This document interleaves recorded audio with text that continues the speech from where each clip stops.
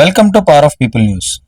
అల్లూరు సీతారామరాజు జిల్లా రంపచోడవరం డివిజన్ అడ్డతీగల మండలం reserve forest లో కొంతమంది వేటగాళ్లు అడవి జంతువుల వేటకై విద్యుత్ తీగలను అక్రమంగా అమర్చారు. మూగ జీవాలైన వన్యప్రాణులు అమర్చిన విద్యుత్ తీగలకు బలవుతున్నాయి. ఈ క్రమంలోనే అడవిలోకి మేతకు వెళ్లిన పశువులు, అమాయకులైన గిరిజనులు బలవుతున్నారు. అటవీ ప్రాంతమైన మైదానంలో దుండగులు ఏర్పాటు చేసిన విద్యుత్ తీగలకు 8 ఆవులు అక్కడే ప్రాణాలు విడిచాయి. అలాగే పశువులను మేతకు తీసుకెళ్లిన గ్రామస్తుడు కొద్దిలో ప్రాణాలతో బయటపడ్డాడు. ఈ 8 ఆవులు అనిగేరు గ్రామానికి చెందిన గిరిజన రైతు అబ్బాయి రెడ్డివిగా గుర్తించారు. సుమారు వీటి విలువ 2.5 లక్షలుగా ఉంటుందని గ్రామస్తులు తెలియజేశారు. ఆవులు మరణించడంతో ఆవుల యజమాని ఆధారం కోల్పోయాడు. ఇలాంటి రైతులను తక్షణమే ప్రభుత్వం ఆదుకోవాలని, అక్రమంగా జంతువులను వేటాడుతున్న వేటగాళ్లను గుర్తించి మాలాంటి గిరిజనులకు న్యాయం చేయాలని కన్నీరు మున్నీరైన బాధితుడు మరియు గ్రామస్తులు కోరుతున్నారు. Power of people news reporter Shivaji, Alluri జిల్లా.